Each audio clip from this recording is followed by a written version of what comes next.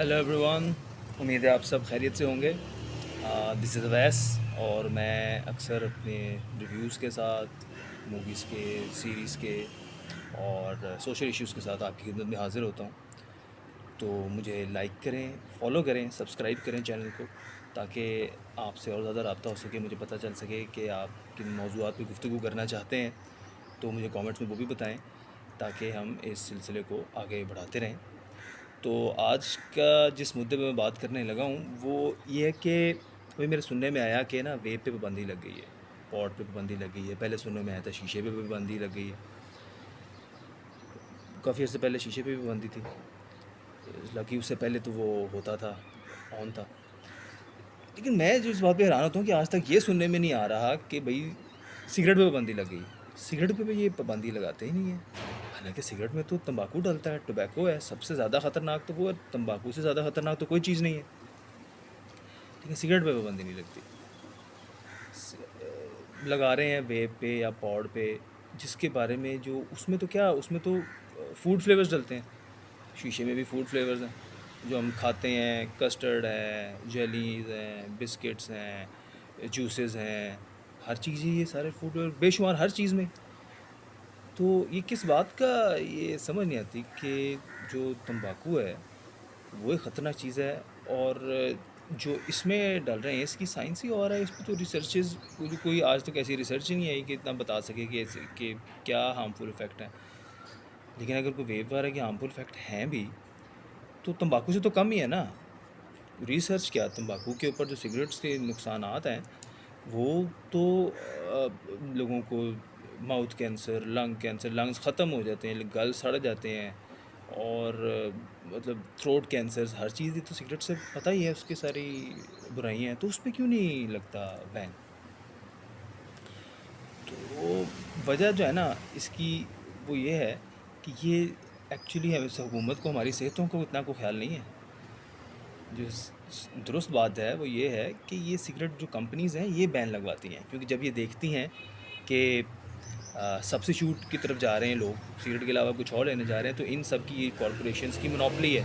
ये बाकी चीज़ों को जो है वो दबा देते हैं, उनके ऊपर पाबंदी लगवा देते हैं, ताकि इनका अपना कारोबार जो बिज़नेस है वो उसमें बढ़ता रहे। ठीक है। तो ये हर जगह कॉरपोरेशंस की ये सब तो मौजूद होता है, लेकिन ये यहाँ पे भी करते हैं। तो आप देखें कि मैं तो बल्कि ना अब देख रहा हूँ कि मुझे तो इस बात पे यकीन होता जा रहा है कि गरीब को गरीब जो रखना है ये असल में अमीर ही कर रहे हैं। ये जितना भी जो हमारा हुक्मरान तबका है ये जानबूझ के ये सब चीज़ें करते हैं। और आपके सामने है कि ऑयल प्राइसेस से लेकर अशिया खुर्दनोश तक, खाने पीने की चीज़ों तक, ईटेबल्स तक, हर चीज़ महंगी कर दो। क्यों करते हैं ये? ताकि लोग जो हैं वो अपने सर्वाइवल की ही जंग में लगते रहें, लड़ते रहें, उसी में लगे रहें। और उनको और ध्यान ही ना जाए कि जमहूरियत का कत्ल हुआ है इस मुल्क में, मेरिट का कत्ल है, नाइंसाफ़ी है, बेरोज़गारी है, महंगाई है। वो बस इसी चीज़ों में लगे रहें, उन्हें पता ही ना चले कि हमारे हुकूक क्या हैं, कोई किसी के बारे में नाइंसाफ़ी पे आवाज़ ना उठा सके। और ये इसी तरह एक बनाना रिपब्लिक जो है ये चलाते रहें। कॉरपोरेशन ये सब जो अमीर लोग हैं, यही हुक्मरान तबका है। ये सारे जो ज़मींदार टाइप लोग ये बैठते हैं असम्बलियों में, यही फ़ैसले करते हैं। ये जानबूझ के जो है हम सबको दबा के रखते हैं और हमें इन्हीं सर्वाइवल की मुश्किलात में, महंगाई में फंसाई रखें, ताकि कोई असूल की बात ही ना कर सके। तो मैं अब देखें, जैसे शीशा था, शीशा क्या था? एक सस्ती तफरीह थी। 5 लोग बैठ गए हैं कहीं पे, शीशा जब ऑन था तो 200 रुपये में भी शीशा आ गया।